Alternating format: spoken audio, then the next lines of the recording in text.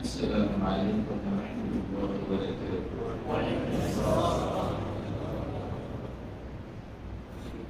نحمده ونستعينه ونستغفره ونؤمن به ونتوكل عليه ونعوذ بالله من شرور أنفسنا ومن سيئات أعمالنا. من يهد الله فلا مضل له ومن يضلله فلا هادي له. وأشهد أن لا إله إلا الله وحده لا شريك له.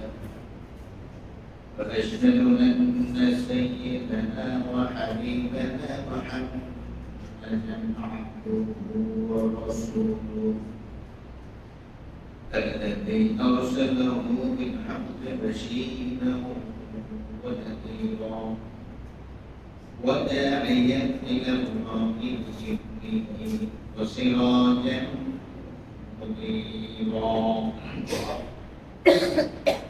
قال الله تعالى في القرآن الكريم والفرقان الحميد: أعوذ بالله من الشيطان الرجيم. بسم الله الرحمن الرحيم. لو يؤاخذهم بما كسبوا لعجل لهم العذاب بل لهم موعد لن يجدوا من دونه موئلا. اللهم صل وسلم وبارك على محمد وعلى آله وصحبه أجمعين. সম্মানিত শ্রদ্ধেয় দিনদার ভাইরা, আল্লাহ তাআলার প্রতি শুকর যে তিনি অত্যন্ত নিরাপদ পরিবেশে কোন প্রকার ঝামেলা ছাড়া বর্তমানে আমাদের দেশ যেভাবে কঠিনভাবে মুসিবত দ্বারা আক্রান্ত, এর ছিটে ফোটাও আল্লাহ তাআলা আমাদেরকে দেন নাই, বরং একেবারে নিরাপদ পরিবেশে আমাদেরকে সালাতুল জুমা আদায়ের সুযোগ করে দিচ্ছেন। কালিমাতুশ শুকর আদায় করে পড়ছি আলহামদুলিল্লাহ। প্রিয় ভাইরা, প্রকৃত মুমিন তারা যারা কখনো লক্ষ্যচ্যুত হয় না, সুখে দুঃখে আরামে আয়েশে বিপদে মুসিবতে সম্পদশালী অবস্থায় গরিব অবস্থায় সুস্থতায় অসুস্থতায় মুমিন তার লক্ষ্যের পরিবর্তন করবে না। মুমিনের চূড়ান্ত সর্বশেষ লক্ষ্য হলো আল্লাহ তাআলার সন্তুষ্টি অর্জনের মাধ্যমে চিরসুখের জান্নাতের মেহমান হওয়া এবং আযাবের স্থান জাহান্নাম থেকে মুক্তির জন্য সারাটা জীবন চেষ্টা করে যাওয়া। এই লক্ষ্যকে কেন্দ্র করে সে তার জীবনকে অতিবাহিত করবে। এই লক্ষ্যেই সে পড়াশোনা করবে, এই লক্ষ্য অর্জনে সে উপার্জন করবে, হতে পারে চাকরি, হতে পারে ব্যবসা। এই লক্ষ্য পূরণের জন্য সে বিয়ে করবে, এই লক্ষ্য পূরণের জন্যই সে সন্তানের বাবা হওয়ার চেষ্টা করবে, এই লক্ষ্য পূরণের জন্যই সে তার সারাটা জীবন এবং সংগ্রামকে নিয়োজিত করবে। মুমিন জীবনের কোনো কিছু আল্লাহ তাআলাকে বাদ দিয়ে করার কোনো সুযোগ কোনো কিছুই না। বিয়ে শাদী, সন্তান লালন, চাকরি বাকরি, দান করা, দান না করা, সমস্ত কাজ একটা বিষয়কে সামনে রেখে প্রণয়মান হবে, আর সেটা হলো আল্লাহ তাআলার সন্তুষ্টি অর্জন। কারোর সাথে বন্ধুত্ব করা, আবার কারোর সাথে শত্রুতা করা, এটাকে বলা হয় আল হুব্বু ফিল্লাহ ওয়াল বুগযু ফিল্লাহ। আল্লাহর জন্য ভালোবাসা, আল্লাহর জন্য ঘৃণা করা, কাউকে বন্ধুরূপে গ্রহণ করা, কাউকে বন্ধুত্বের বন্ধনে আবদ্ধ না করা, এই সবগুলো কিন্তু আল্লাহ তাআলাকে সামনে রেখে হবে। দুনিয়াতে এসে এই ধোঁকার জীবনে পড়ে আমরা আমাদের এই মহা সত্য লক্ষ্য থেকে আমরা বিচ্যুত হয়ে যাই। আল্লাহ তাআলা আমাদেরকে সঠিক লাইনে ফিরিয়ে আনার জন্য দুনিয়াতে সামান্য কিছু শাস্তি দেওয়ার সিদ্ধান্ত গ্রহণ করেছেন।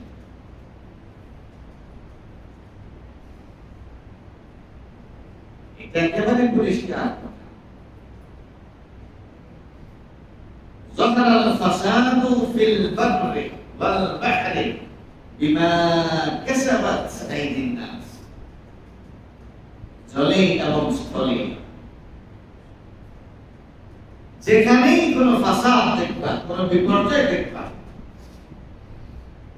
কোনো সমস্যা দেখবা, উল্টাপাল্টা কিছু দেখবা, এটা নিশ্চিত এটা তোমাদের হাতের কামাই।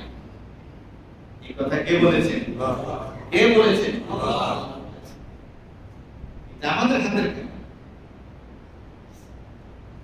আল্লাহ তাআলা দুনিয়াকে শাস্তির জায়গা হিসেবে ঘোষণা করেন নাই। দুনিয়া যেমন পুরস্কারের জায়গা না, অনুরূপ ভাবে দুনিয়া শাস্তির জায়গা না। এটা মানতে হবে। পরীক্ষার হলে কোন পরীক্ষার্থী রেজাল্ট আউট হয় না যদি মারাত্মক বেয়াদবি না করে। একজন পরীক্ষার্থীর রেজাল্ট আউট হয় নির্দিষ্ট সময়ের পরে, হতে পারে 2 মাস, হতে পারে 3 মাস, কিন্তু পরীক্ষার হলে কাদের রেজাল্ট আউট হয়? যারা পরীক্ষা আচরণ বিধি লঙ্ঘন করেছে তাদের কি ঠিক না এক্সপেক্ট হয়ে যায়, পরিষ্কার হয়ে যায়। 3 মাস পর্যন্ত তার অপেক্ষা করা লাগে। মূলত ফার্স্ট ফেল এটা জানা যাবে 2-3 মাস পরে, একটা নির্দিষ্ট সময়ে। অনুরূপভাবে আমার আপনার মধ্যে কে পরাজিত আর কে বিজয়ী, কে পাস করলো আর কে ফেল করলো, এটা নির্ধারণের সময় কিন্তু এখন না, মরার পরে। মালিক ইয়াউমিদ্দিন, বিচার দিবসের মালিক আল্লাহ সুবহানাহু ওয়া তাআলা।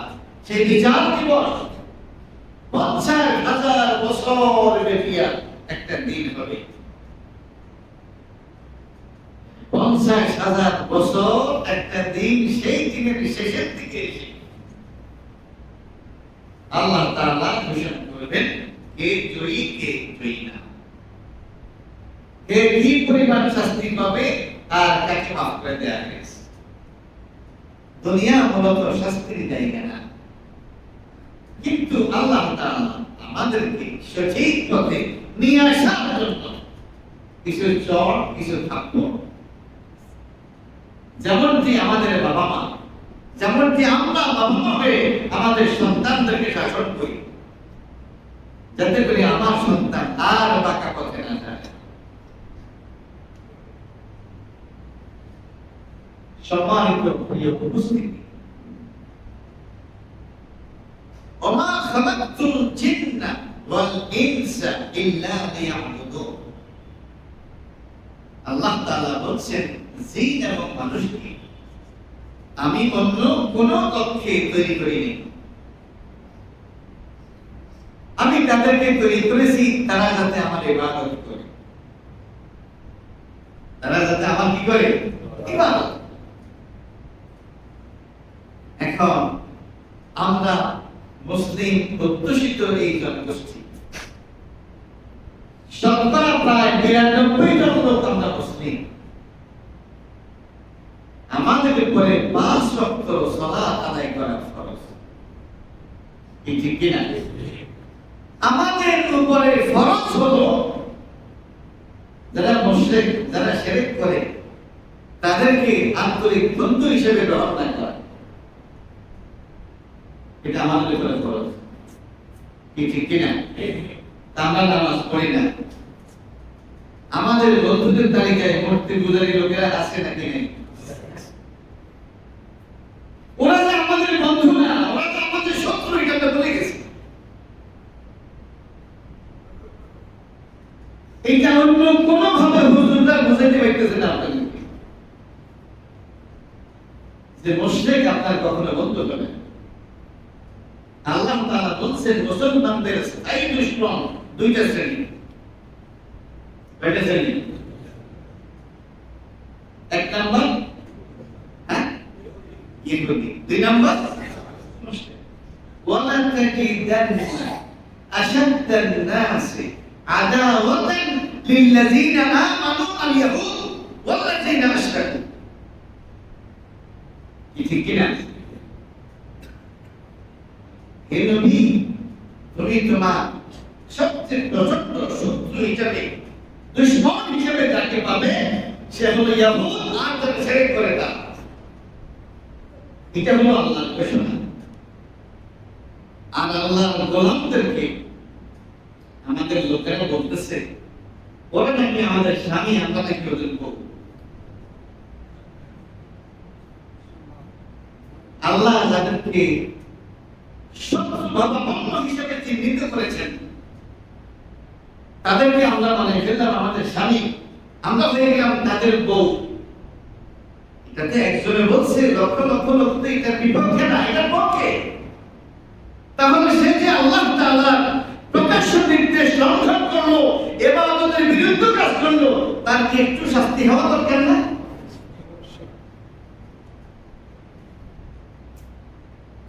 ওরা যে আমার বন্ধু না, ওরা যে আমার শত্রু, অন্য কোনো ভাবে বোঝার কোনো সুযোগ ছিল না।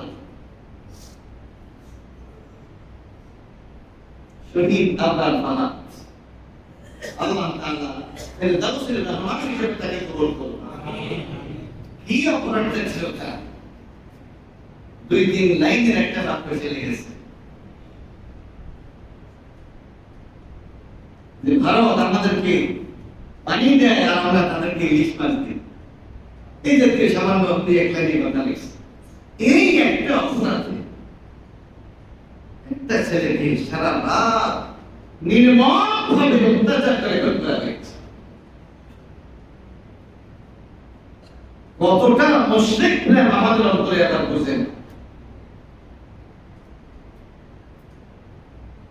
শত্রুকে শত্রু হিসেবে আমরা চিহ্নিত করতে পারিনি, অথচ এই কাজটা ফরজ ছিল।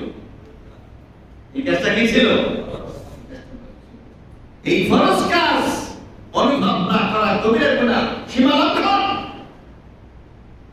সেই জন্য শত্রুকে যাতে শত্রু হিসেবে চিনতে পারি, সেই জন্য আল্লাহ তাআলা এই ব্যবস্থা করেছেন।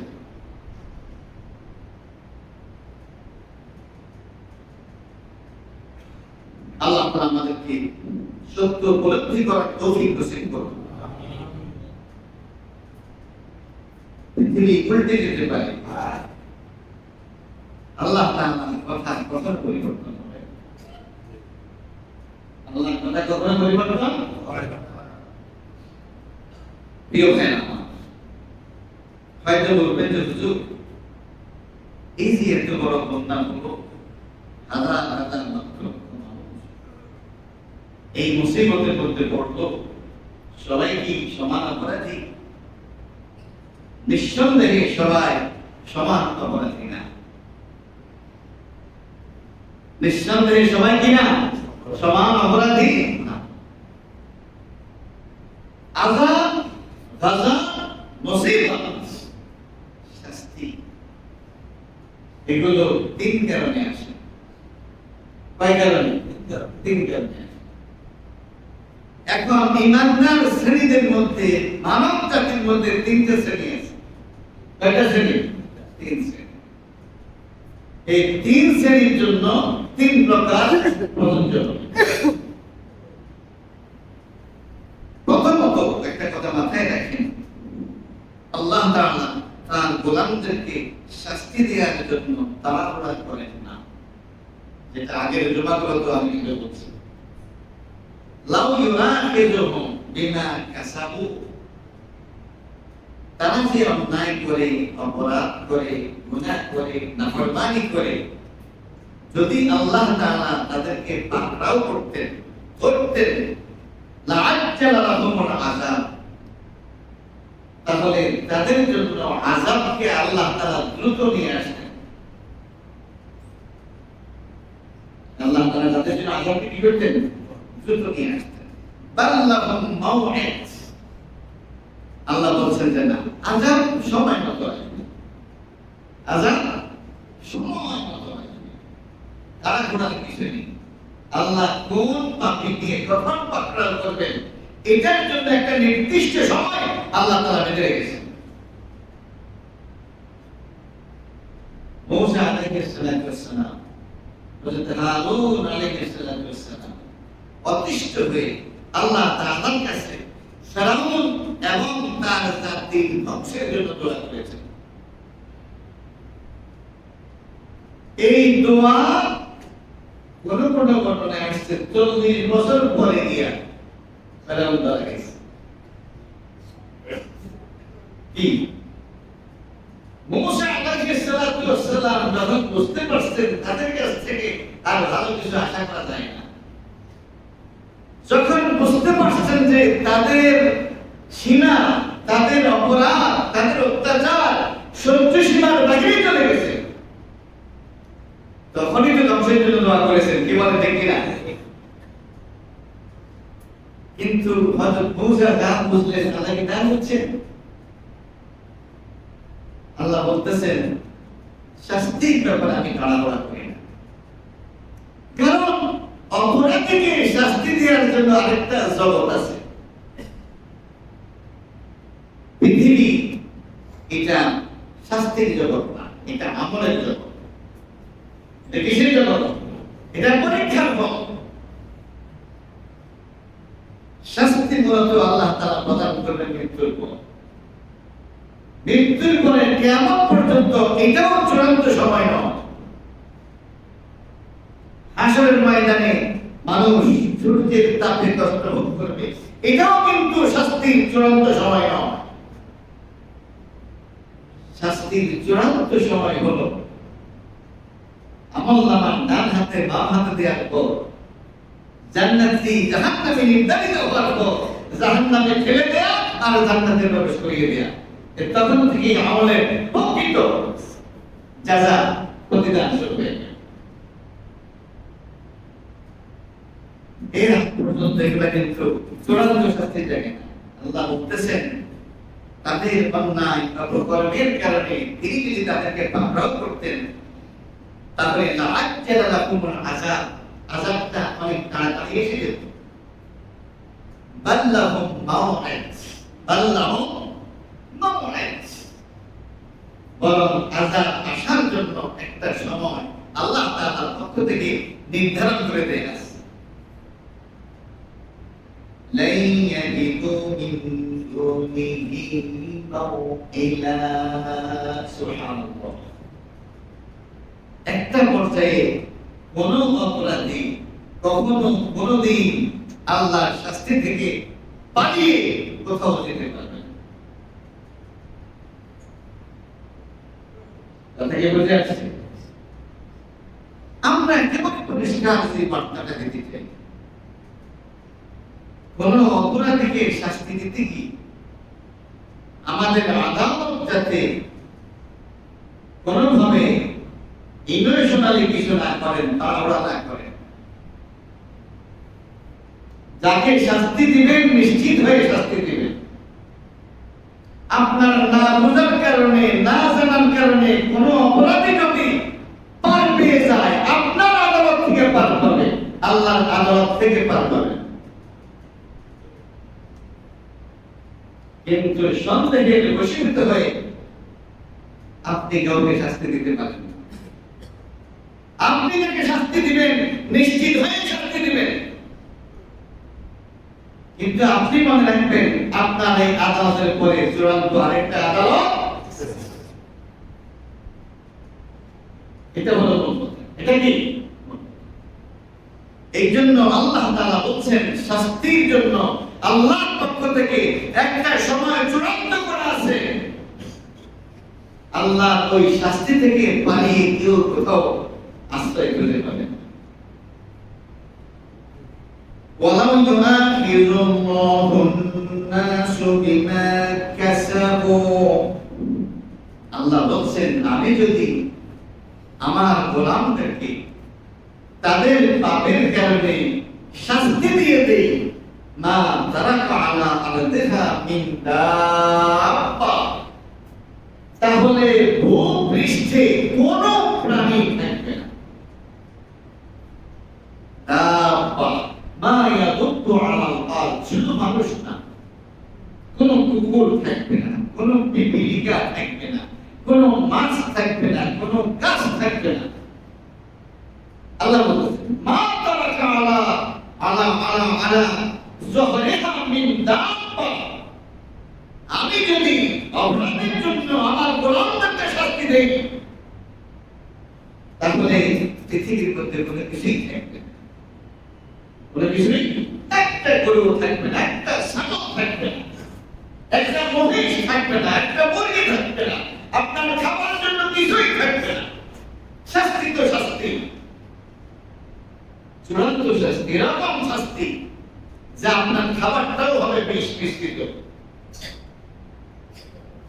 আপনাকে যে কাঁটা যুক্ত গাছের বাকল খাওয়ানো হবে সেটা হবে বিষাক্ত। পানির জন্য আপনি যখন হাহাকার করবেন তখন আপনাকে ফুটন্ত গরম পানি দেওয়া হবে যা আপনার পেটের সমস্ত নাড়ি ভরে বের করে ফেলবে। শাস্তি তো শাস্তি। আল্লাহ বলছেন যে না, আমি দুনিয়াতে এরকম কোনো শাস্তি দিই না। ولكن يؤخرهم إلى أجل مسمى, বরং আমি একটা নির্দিষ্ট সময় পর্যন্ত শাস্তিকে পিছিয়ে দিয়ে দেই। প্রিয় ভাইরা, যেটা বলছিলাম, এই যে বন্যা আসলো, আমার বাড়ি নোয়াখালী, আমাদের নোয়াখালীতে যে বন্যা এসেছে, আলহামদুলিল্লাহ সবাই নিজ গ্রামে নিজ বাড়িতে থাকার সুযোগ আছে। কারো হাঁটুর পরিমাণ, কারো কমন পরিমাণ, কারো বুক পরিমাণ, মানে নিজের বাড়ি ছেড়ে অন্য কোথাও যাওয়া লাগে না। কিন্তু সমস্যা যাদের হয়েছে মেইনলি সেটা হলো ফেরি, একতলা ছাদের উপরে, দুই তলা ছাদের উপরে, তিন তলা ছাদের উপরে।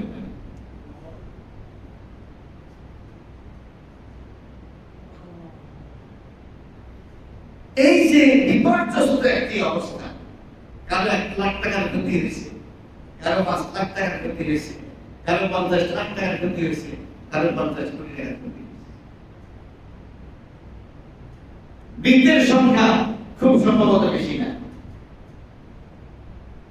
20-50 জন হয়েছে কিনা আমার জানা নেই, কিন্তু মালের ক্ষতি হয়েছে। কি হয়েছে? মালের ক্ষতি হয়েছে। দোকান শেষ, বাড়ি শেষ, গাড়ি শেষ, গরু শেষ, ছাগল শেষ, মুরগি শেষ, হাঁস শেষ, সব কিছু শেষ। অনেক প্রবাসী চিৎকার করে বলতেছে, দেশে এসে যদি কাউকে খুঁজে না পাই যাদের জন্য প্রবাস আসলাম, কিভাবে থাকে। আল্লাহ হস্তে তাদেরকে শুধু আপনারা বাঁচান, খাওয়ানোর দায়িত্ব দিয়েন।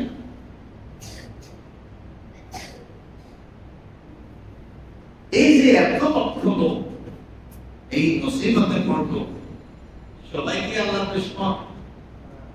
সবাই কি আল্লাহ নাফরমান? সবাই কি আল্লাহ শত্রু? সবাই কি শিরককারী? সবাই কি অপরাধী? আল্লাহ তাআলা বলতেছেন, আমি মূলত আমার গোলামদেরকে শাস্তি দিই তিনটা কারণে। কয়টা কারণে? একটা কারণ হলো আমার এই শাস্তি দেখে তারা আমাকে যে ভুলে গেছে, এখন থেকে তারা আমাকে বলবে না, তারা আমার কাছে ফিরে আসবে। তারা আমার ছিল, তারা আমার কাছে ফিরে আসবে।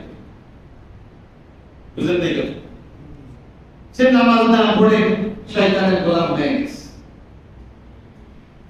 সে চুরি করে, সে ডাকাতি করে, সে ব্যভিচার করে, সে খুন করে, সে অন্যায় অর্থ উপার্জন করে সে আমাকে ভুলে গেছে। সে ধরাকে সরা জ্ঞান মনে করছে। সে মনে করছে দুনিয়ায় সব কিছু করার পরে আর কোনো জীবন নাই। আমার গোলাম আমার বলে গিয়ে সবকিছু সে করতেছে।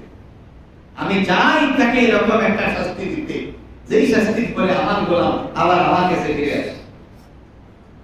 সুবহানাল্লাহ। وَأَخَذْنَاهُمْ بِالْعَذَابِ لَعَلَّهُمْ يَرْجِعُونَ। আমি তাদেরকে আযাবের মাধ্যমে পাকড়াও করলাম যাতে করে তারা আমার কাছে ফিরে আসে। সুবহানাল্লাহ। আচ্ছা, আমরা যে ডানে বামে চলে গেলাম, গেছি কোত্থেকে? আমরা ছিলাম কোথায়? ছিলাম কোথায়? আমরা আল্লাহর ছিলাম। কার ছিলাম? আমরা আল্লাহর কাছে ছিলাম। ফিরে আসার অর্থই হলো আগে যেখানে ছিলাম সেখানে আসা। কি বলেন ঠিক কি? এই যে বিপদে পড়লে আমরা বলি ইন্না লিল্লাহি ওয়া ইন্না ইলাইহি রাজিউন। তার মানে কি? আমরা তো আমরা কারো না, আমরা আমরা শয়তানের না, আমরা কোন নেতার না, আমরা কোন দলের না, আমরা কোন গোষ্ঠীর না। আমরা আপনার ছিলাম, ভুলে সেই দিকে চলে গেছি, আল্লাহ তওবা করছি, আবার আপনার কাছে ফিরে আসছি। এটার নাম হলো ইন্না লিল্লাহি ওয়া ইন্না ইলাইহি রাজিউন। কারণ অনেকের কাছেই গেছি, কেউই আমাদেরকে আশ্রয় দিতে পারে না। আমরা ধোকায় পড়ে সেখানে গেছি। তারাও দুর্বল, আমরাও দুর্বল। এক দুর্বল আরেক দুর্বলকে আশ্রয় দিতে পারে না। এটা আমরা বুঝি নাই, কথা বলছি, আপনার কাছে ফিরে আসছি। এটার নাম হলো ইন্না লিল্লাহি ওয়া ইন্না ইলাইহি। বিপদ আসার পর ইন্না লিল্লাহি পড়ে আবার আগের আকাম চালানো, এটার নাম ইন্না লিল্লাহি না। আমরা আপনার বলা আমাদের পাপের কারণে আজকে আমরা এই মুসিবতের মধ্যে পড়েছি। আয় আল্লাহ, আপনার কাছে তওবা করলাম, আপনার কাছে মাফ চাইলাম, আর জীবনে অন্যায় করব না, আপনাকে লাগাবো না। এটার নাম হলো তওবা, এটার নাম হলো ফিরে আসা। কি বলেন ঠিক কি না? এরকম এসে যাওয়ার পর যারা মারা গেছে, যাদের সম্পদ ক্ষতিগ্রস্ত হয়েছে, এরা সফল। এরা কি? তাদের ক্ষতি হয়েছে, তারা অসুস্থ হয়েছে, তাদের সম্পদ ক্ষতিগ্রস্ত হয়েছে, কোটিপতি ছিল, হঠাৎ করে গরিব হয়ে গেছে, কিন্তু আল্লাহকে ছেড়েছে। আল্লাহ বলতেছে, আমি যে উদ্দেশ্যে তোমাকে শাস্তি দিলাম, আমার উদ্দেশ্য সফল, কারণ আমার গোলাম আমার কাছে ফিরে আসে। কি বলেন ঠিক কি? অনেক লোকের জীবনে আসার আসে নাই, গজব আসে নাই, মুসিবত আসে নাই, সে আল্লাহর কাছে ফিরে না এসে মারা গেছে। আল্লাহর কাছে ফিরে না এসে আল্লাহ বলতেছেন, এমন এক সময় আসবে দুনিয়া এবং দুনিয়া সমপরিমাণ সম্পদ যদি তার থাকে, সব কিছু আল্লাহকে দিয়ে বলবে, আল্লাহ আপনি আমাকে আযাব থেকে মুক্তি দেন। কি? তাহলে সেই সুখে থাকার কারণে আমি আল্লাহকে ভুলে থাকলাম, এটার থেকে উত্তম হলো ওই মুসিবত, ওই কষ্ট যা আমাকে আমার আল্লাহর কাছে ফিরে নিয়ে আসছে।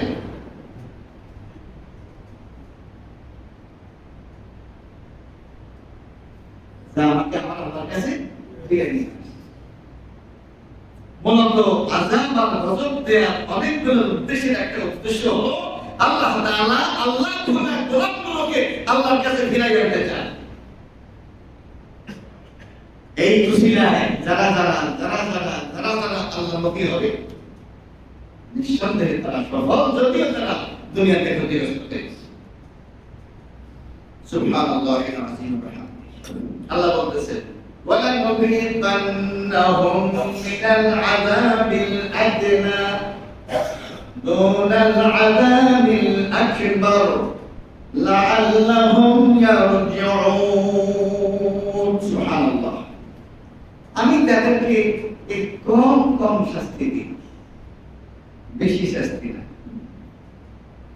দুনিয়ার আযাব হলো কম শাস্তি। দুনিয়ার আযাব কি? কম শাস্তি। আখিরাতের আযাব হলো বড় শাস্তি। আল্লাহ বলতেছেন আমি আমার গোলামদেরকে আখিরাতের আযাব থেকে মুক্ত করার জন্য দুনিয়াতে কম শাস্তি দিই, যাতে করে সামান্য চোর ঠাকুর খাইয়া তারা আমার কাছে ফিরে আসে।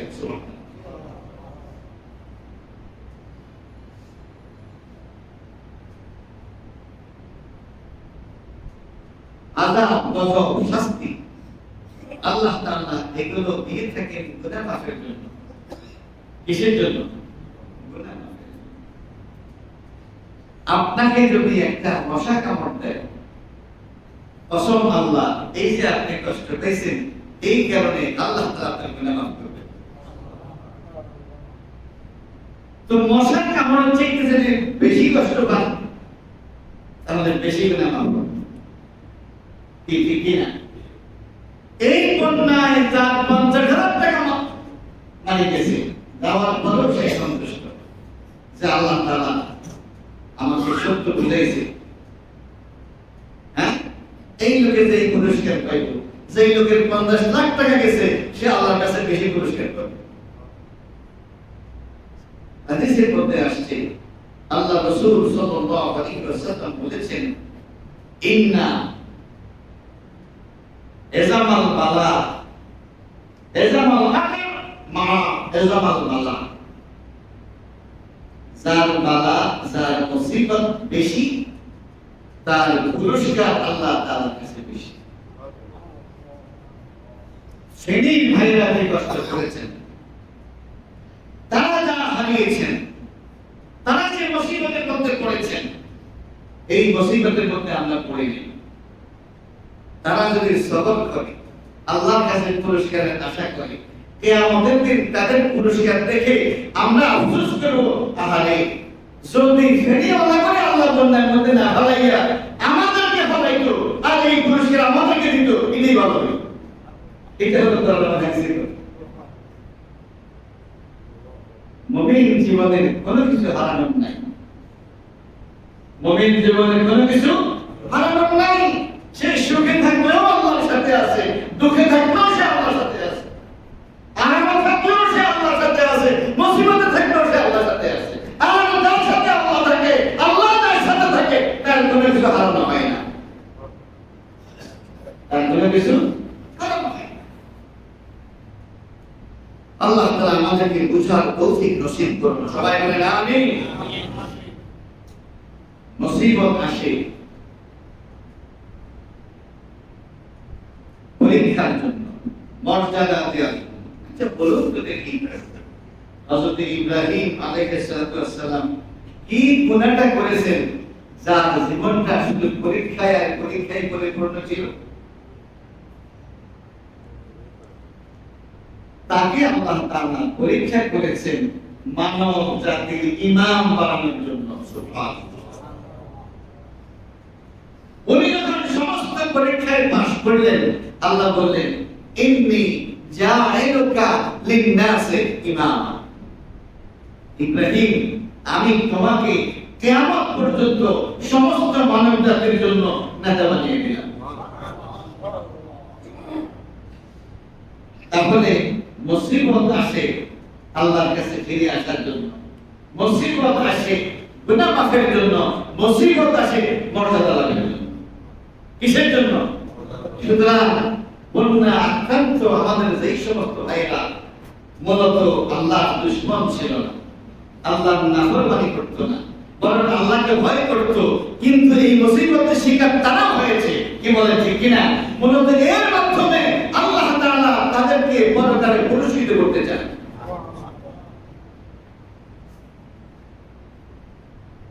আরেকটা হাদিসে বলতে আসছে, আল্লাহ তাআলা একটা লোকের জন্য একটা মর্যাদা নির্ধারণ করেছেন, যে ধরেন তিনি তাকে জান্নাতুল ফেরদাউস দেবেন, কিন্তু তার নামাজ, তার রোজা, তার হজ, তার যাকাত, তার আমল, এগুলোর মাধ্যমে সে ওখানে যাইতে পারতেছে না। হাদিসে তো এখন আল্লাহ তাআলা তাকে এমন এক মুসিবতে ফেললেন, সেই মুসিবত থেকে মুক্তি দেওয়ার জন্য সে আর কাউকে খুঁজে পায় নাই আল্লাহকে ছাড়া। দিনে রাতে সকালে সন্ধ্যায় এমন ভাবে আল্লাহর কাছে কান্নাকাটি করেছে, এমন ভাবে আল্লাহর কাছে ফিরে এসেছে, এই কষ্টের কারণে আল্লাহ তাআলা তাকে ওই মর্যাদায় পৌঁছে গেছে। সেটা আমলে পৌঁছতে পারে নাই। আপনি দেখুন, আয়না ঘরে যাদেরকে নিয়ে যাওয়া হয়েছে, একজন কি বললেন যে আমি আমার এই গামছার এত অধিক পরিমাণ চোখের পানি সংগ্রহ করেছি, মুছেছি, সবগুলাকে যদি এক জায়গায় করা হয় একটা দেরি হয়ে যাবে। 24 ঘন্টায় চোখ পালা থাকতো, দিনের বেলায় সামনে হাত করা, রাতের সব সময় পিছনে হাত করা। এই সময়ের মধ্যে কখনো কোনোদিন তাকে সূর্যের আলো দেখতে দেওয়া হয়নি। তার বউ পৃথিবীতে আছে নাকি নাই, তার সন্তান পৃথিবীতে আছে নাকি নাই, তার বাবা মা পৃথিবীতে আছে নাকি নাই, পৃথিবী আছে কি নেই কেউ সে জানতো না। তাহলে কোন নিরপরাধ ব্যক্তি যদি এতটা শাস্তি পেয়ে থাকে, কোন গুনাহ না করার কারণে, কোন অপরাধ না করার কারণে, তার বিরুদ্ধে কোনো মামলা না থাকার পরেও এই যে সে কষ্টটা করলো, আল্লাহর গোলাম হিসাবে এটা কি দেখার দায়িত্ব আল্লাহর আছে নাকি নাই? প্রিয় ভাইরা, এই জন্য হাদিস এবং কোরআনের বক্তব্য হলো, নবীদেরকে যে পরীক্ষা আল্লাহ করেছেন, নবীর উম্মতদেরকে আল্লাহ তাআলা এত বড় পরীক্ষা কখনো করবেন না। কারণ নবীদের মর্যাদা সবচেয়ে বেশি, যার মর্যাদা যত বেশি, তার পরীক্ষা, তার কষ্ট, তার মুসিবত তত বেশি হয়। আমাদের সহ্য ক্ষমতা কম, এই জন্য আল্লাহ আমাদেরকে বড় পরীক্ষা করেন না, আর এই জন্য আমাদের মর্যাদাও অতটা উঁচু হবে না। কথা বুঝে আসছে? তাহলে এক প্রকার হলো ফিরে আসার জন্য, গুনাহ মাফের জন্য, আরেকটা হলো মর্যাদার জন্য, আরেক প্রকার হলো এরা এই দুটোটার মধ্যে পড়বে না। তারা পাপী, তারা অপরাধী, তারা সীমা লঙ্ঘনকারী, তারা আল্লাহর দুশমন। এই মুসিবতে তারা সোজা হবে না, এই মুসিবতে তারা সোজা হবে না। এটা তাদের জন্য রেখা, তাদের জন্য আখিরাতেও শাস্তি আছে, দুনিয়াতেও শাস্তি। أولا يرون أنهم يفتنون في كل عام مرة أو مرتين ثم لا يتوبون ولا هم يذكرون। তারা কি দেখে না প্রতি বছর তাদেরকে একবার অথবা দুইবার পরীক্ষা করা হয়? এদের হৃদয় এতটা শক্ত, তাদের অন্তর মহানান্বিত, আল্লাহর পক্ষ থেকে এই আযাব, এই শাস্তি, এই মুসিবত দেখেও তারা তওবা করে না এবং তারা উপদেশ গ্রহণ করে না। কথা বুঝে আসছে? তাহলে মুসিবতের মাধ্যমে কয় ধরনের মানুষ চিহ্নিত হবে? 3 ধরনের। এক ধরনের মানুষ যাদের অন্তর মোহরান্বিত, তারা এই মুসিবত দেখেও আল্লাহর পথে ফিরে আসবে না। আগে যেমন সে শয়তান ছিল, এই মুসিবত যাওয়ার পরও সে শয়তানই থাকবে। আরেক শ্রেণী অপরাধী ছিল, গুনাহগার ছিল, নাফরমান ছিল, কিন্তু এই মুসিবত দেখে আল্লাহকে চিনে ফেলছে। আল্লাহ তোমার শক্তি বুঝি নেই, তোমার শক্তি উপলব্ধি করি নাই, তোমার পাকড়াও অতটা কঠিন হতে পারে জীবনে চিন্তা করি নাই। মাবুদ, তুমি আমাকে দেখাইছো, আমি আমার পূর্বের গুনাহের জন্য তোমার কাছে মাফ চাই, আমাকে তোমার গোলাম হিসেবে কবুল করে নাও। সারা জীবন আমি তোমার গোলামি করে যাব, আর কখনো তোমার নাফরমানি করব না। কথা বুঝে আসে? দুই শ্রেণী। আরেক শ্রেণী হলো যারা মূলত আল্লাহর বন্ধু, আল্লাহর প্রিয়জন, যারা তাদের অপরাধের শাস্তি হিসাবে এই মুসিবতের মধ্যে পড়ে নেই, বরং আল্লাহ তাআলা এমনিই তো তাদের একটা মর্যাদা আল্লাহর কাছে আছে। মূলত আল্লাহর কাছে তাদের মর্যাদা আরো বেশি, তাদের আমলের দ্বারা তারা সেখানে পৌঁছতে পারতেছে না। এই জন্য আল্লাহ তাআলা তাদেরকে কঠিন থেকে কঠিনতর শাস্তি দিয়ে, মুসিবত দিয়ে ওই মাকামে পৌঁছে দিয়েছেন। সুবহানাল্লাহ। প্রিয় ভাইরা, মানুষ মানুষের জন্য, ক্ষতিগ্রস্ত মানুষ পানির মধ্যে ভাসতেছে। সবচেয়ে মজার ব্যাপার কি জানেন? পানির মধ্যে ভাসতেছে, কিন্তু খাবারের জন্য এক গ্লাস পানি তাদের কাছে নেই। মুসিবতটা চিন্তা করছে? তাই যে সমাজের মধ্যে নারীর কোনো অভাব নেই, কিন্তু বিয়ে করতে যেন পাত্রী পেতেছি না, এরকম কথা কয় না? তাই দুজন মেয়ের তো অভাব নেই, কিন্তু বিয়ে করতে চাই। পানির মধ্যে ভাসতেছে, বন্যার সময় তো পানির অভাব হয় না, কিন্তু যে পানি খেয়েছে জীবন ধারণ করবে, এতটুকু পানি কারণ পানির কমপক্ষে 30 ফিট দিছে, 20 ফিট দিছে। কি বলে ঠিক না? দোকান থেকে পানি কিনবেন, দোকান করে টাকা তো ছিল বাসায়, ব্যাংকের সব তুলে গেল। এই অসহায় মানুষদেরকে পরীক্ষা করার মাধ্যমে আল্লাহ তাআলা আমাদেরকে পরীক্ষা করার সিদ্ধান্ত গ্রহণ করেছেন।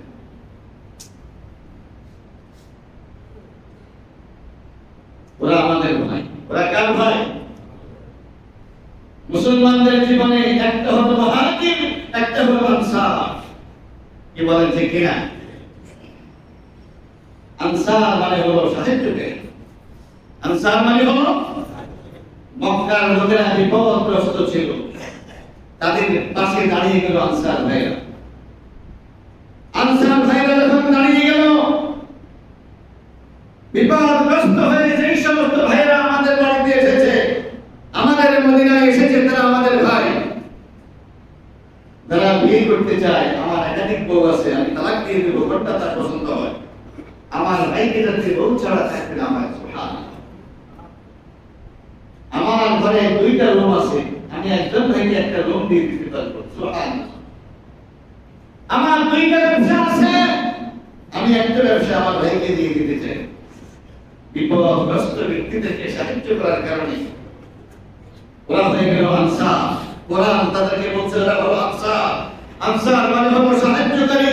এই সাহায্যকারী এরা মুহাজিরদের সাহায্যকারী ছিল না, এরা আল্লাহর সাহায্যকারী ছিল, এরা আল্লাহর নবীর সাহায্যকারী ছিল, এরা আল্লাহর দ্বীনের সাহায্যকারী ছিল।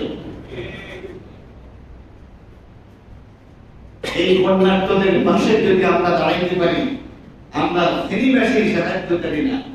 ওরা আমাদেরকে ভাই, ওদেরকে আমাদের ভাই কে বানিয়েছেন? কে বানিয়েছেন?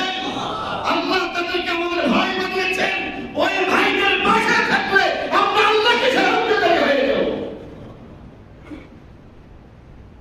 আল্লাহ বলছেন, ইয়া আইয়ুহাল্লাযীনা আমানু কুনু আনসারাল্লাহ, ও ঈমানদাররা তোমরা আল্লাহর সাহায্যকারী হয়ে যাও। আমার আল্লাহ কি দুর্বল যে তার সাহায্যের দরকার? আল্লাহকে সাহায্য কিভাবে করব? আমি কিভাবে আল্লাহ সাহায্যকারী হব? আল্লাহর দুর্বল গোলামদের পাশে দাঁড়ালে আমি আল্লাহ সাহায্যকারী হয়ে যাব। সুবহানাল্লাহ। এই শ্রেণী বন্যা দুর্গত ভাইদের পাশে আমরা দাঁড়াইতে চাই। রাজি আছেন? রাজি আছেন? কারা কারা রাজি? একটু হাত তুলে দেখা।